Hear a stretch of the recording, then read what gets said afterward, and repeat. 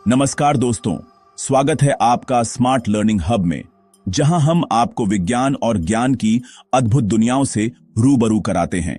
अगर आपने अभी तक हमारे चैनल को सब्सक्राइब नहीं किया है तो जल्दी से कर लीजिए और जुड़ जाइए हमारे ज्ञान यात्रा में। क्या आपने कभी सोचा है कि जब आप बोलते हैं तो आपकी आवाज आखिर कैसे निकलती है?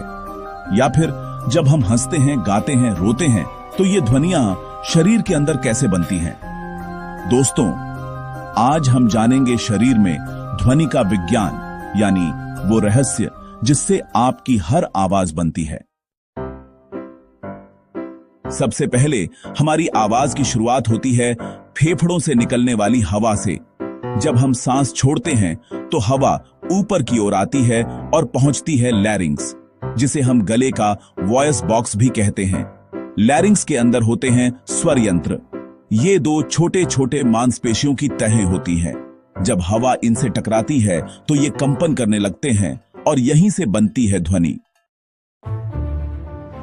लेकिन ध्यान दीजिए, केवल ध्वनि बनना काफी नहीं है।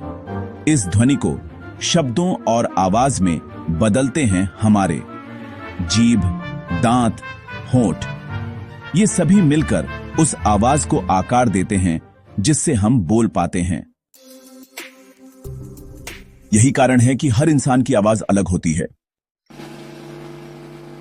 क्या आपने देखा है कि किसी की आवाज मोटी होती है और किसी की पतली? यह सब निर्भर करता है वोकल कॉर्ड्स की मोटाई और लंबाई पर और उनके कंपन की गति पर। मोटे और लंबे वोकल कॉर्ड्स आवाज को गहरा और भारी बनाते हैं। पतले और छोटे वोकल कॉर्ड्स आवाज को तीखा और पतला बना देते हैं। इसी वजह से महिलाओं और बच्चों की आवाज पुरुषों की तुलना में पतली सुनाई देती है।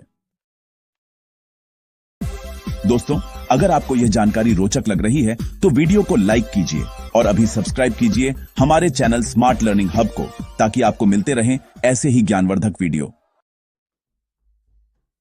जब वोकल कॉर्ड्स तेजी से खुलते बंद होते हैं और सांस के साथ बाहर निकलते हैं तो हंसी की आवाज बनती है।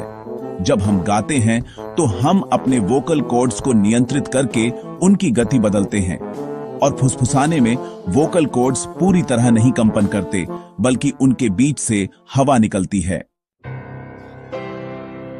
यानी ध्वनि सिर्फ आवाज ही नहीं, बल्कि हमारी भावनाओं का भी माध्यम है।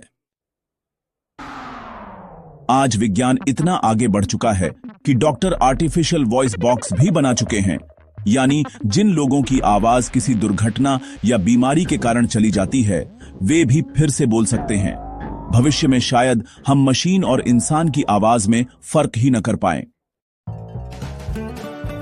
तो दोस्तों, ये था शरीर में ध्वनि का अद्भुत विज्ञान। अगली बार जब आप अपनी आवाज सुने तो याद रखिए कि इसके पीछे कितनी जटिल प्रक्रिया काम कर रही है। अगर आपको ये वीडियो पसंद आया हो तो इसे लाइक और शेयर कीजिए, और हां, चैनल को सब्सक्राइब करना मत भूलिए। मिलते हैं अगले वीडियो में स्मार्ट लर्निंग हब के साथ। धन्यवाद।